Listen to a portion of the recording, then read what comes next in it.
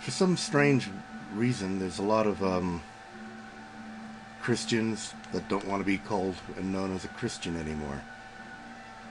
And I figured we'll look at the verses where Christian is.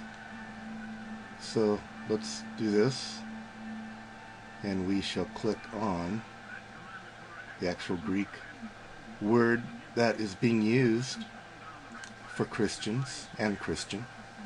And here it is. And then down here, as you can see, there's the Greek of it. And the word means a Christian, i.e. follower of Christ.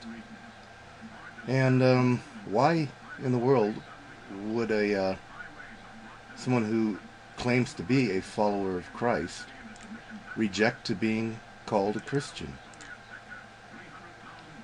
So when I push this, we shall open up all the verses, and we'll look up here, and we'll just take the Greek out for the moment. And there are the verses. There are three of them: Acts 11:26, Acts 26:28, and then 1 Peter 4:16. So, you can read them there. Anything negative about it? Anything horrible about what you're looking at? I don't see it. First mention of it is in Acts 11, and it just says that the disciples were called Christians first in Antioch. So that was the first time that the followers of Christ were called Christians. I don't even see it as an insult or anything negative about it. And then the next time you see it, it's in Acts 26:28, and it's when Paul was ministering to the king Agrippa, and Agrippa said to Paul that almost thou persuadest me to be a Christian. So it was well known that this is what they were being called. This is what they were known as in the early days of the beginnings of Christ's church.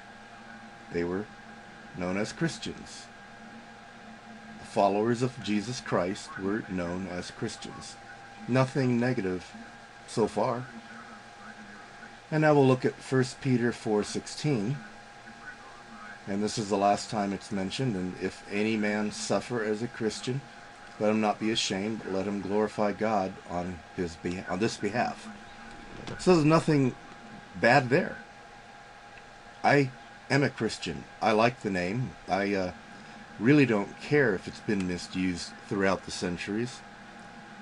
I'm sticking with it because, look down here, it means follower of Christ.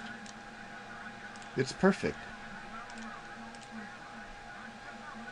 And I want to look at one more thing here, which is kind of interesting. It's in Isaiah chapter 62, verse 2. And here it is right here. Check this out. And the Gentiles shall see thy righteousness, and all kings thy glory. And thou shalt be called by a new name, which the mouth of the Lord shall name. Now, could this possibly be referring to Christian, called by a new name, and that new name is a Christian? Some of the commentaries over here, if you look at them, I won't go into it, they confirm that. But I guess there's going to be a continuous debate over it all. But anyway, I like the name. If it's an insult, insult me. If it's not, Christian is a perfect name. And it has a lot of meaning. Also, something interesting about where they were first called a Christian, it's in Antioch, and that has a lot of meaning in regards to the scriptures. But we'll do that later. So that's it.